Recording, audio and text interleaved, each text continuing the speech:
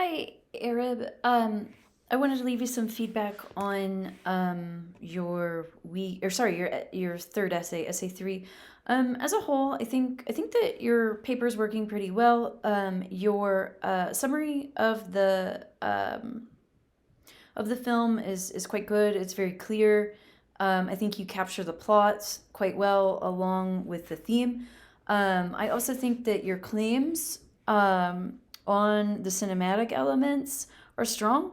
You also show evidence to support those claims, which is working quite well. So the body of the essay as a whole is pretty strong. I would say that it's the introduction that and the conclusion that really need the most work. So the introduction, it's almost like you have listed all of your key points out in the introduction, and the reader doesn't really have enough context to really follow each of these points, nor in a single paragraph do they quite connect together to form a coherent whole. In other words, it just kind of reads like you're listing a key point, a key point, a key point, and then here's a summary, a thesis statement that will bring all these ideas together. And so to revise, what I would do is focus on this introductory paragraph. So you say it's a critically acclaimed film for many reasons, and then you say the general audience can tell the acting is superb by everyone.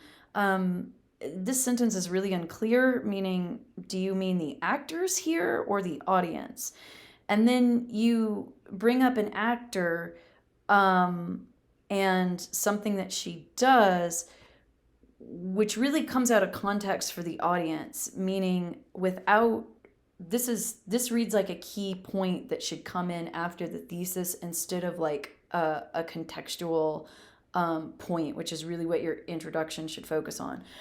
So I recommend how to make this stronger is to, you say it's a critically acclaimed film. So bring in a couple of film review quotes to support that idea.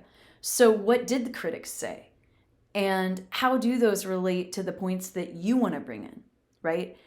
And then, so what I would do is bring in a couple of those quotes, then pivot into the theme, and then pivot into your thesis, right? Because just listing all these key points, you're going to talk about them in the body paragraph, and you do, and those work there, but they don't really help provide the context that the reader needs here. So let's also make sure that you make the director's name consistent, right? It's Peele, not Poole, and you switch back and forth throughout the essay, which, hurts your credibility. I'd also like you to edit for informal tone. So kids would be an example of informal tone. You want to say children. You mentioned multiple times it does a great job, right? So saying something like the movie does a great job, the director does a great job, that would be considered informal tone. Job does not accurately cover the point that you're trying to make.